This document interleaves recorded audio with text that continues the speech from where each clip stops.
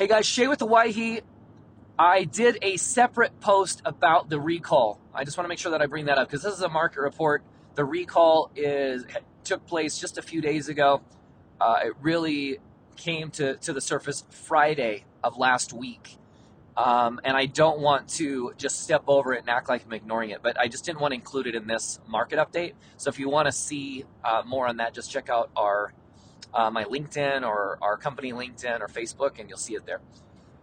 What do we got to look forward to? What's the market doing today? Actually, the market today is pretty strong, and the reason that that's happening, I think, is because of that situation in California. I think a lot of people have fled that market and moved north.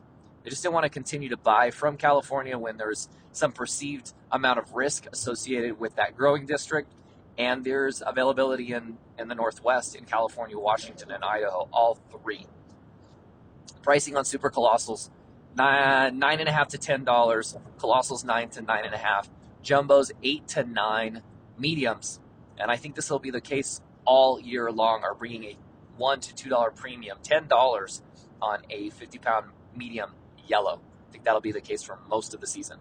Reds, we were seeing about 9 and 8, meaning 9 on a 25-pound bag. That's down between $1 and $2 as of today. The market outlook, what can I tell you? I think the Northwest, now, mind you, we just started harvest in the Northwest for the most part. There are only 6 shippers going in the Treasure Valley. That puts us at about 25%. Not even that, more like, 20% of total shippers are going at this point.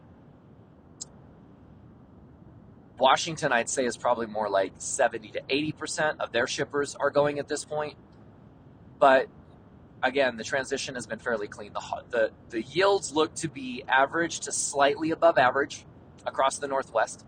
We had a very nice, cool June and most of July. Now, the heat has hit us hard in the last 10 days, 15 days, triple digits.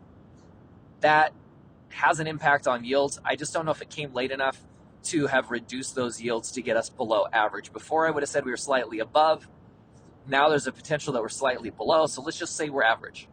Plantings were down slightly, but not significantly.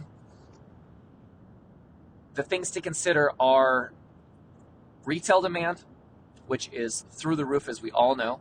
Most commodities, we're seeing a 30 to 50% increase in their FOB costs. So onions is more like average. What is that going to do? Again, the Farmers to Families box program, I think that puts a lot of pressure on onions. They're a cheap vegetable that they're going to put in most boxes.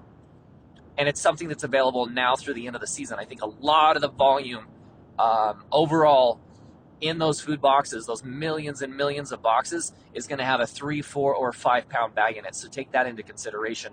That also puts more pressure on the mediums. But I think that volume going out actually completely replaces the 50, 60% reduction in food service that we've seen. I'm totally shooting from the hip there, but based on the sales that I've done through the summer from our Los Banos shipping area, that partnership with Bulls Farms, I feel like that's where it's going. I think that's where it's gone.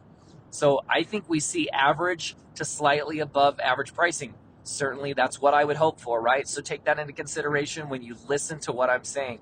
I'm painting the picture that to me makes sense. I'm not trying to spin it, but I do have a bias.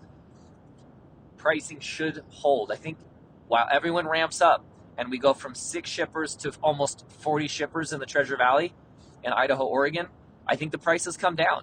I think in the short term, yes, they do come down. I just don't think that they stay down because of all of this.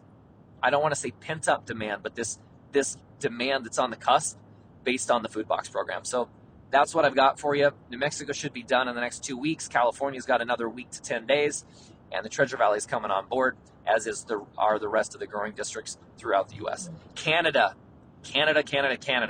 That is something we're going to have to watch. Those guys continue to increase their acreage. They continue to have an impact, and I would suspect that they will have some sort of impact this year. I just don't know how their growing conditions were, and we won't know what their impact is on the Northwest pricing until a little bit further down the line.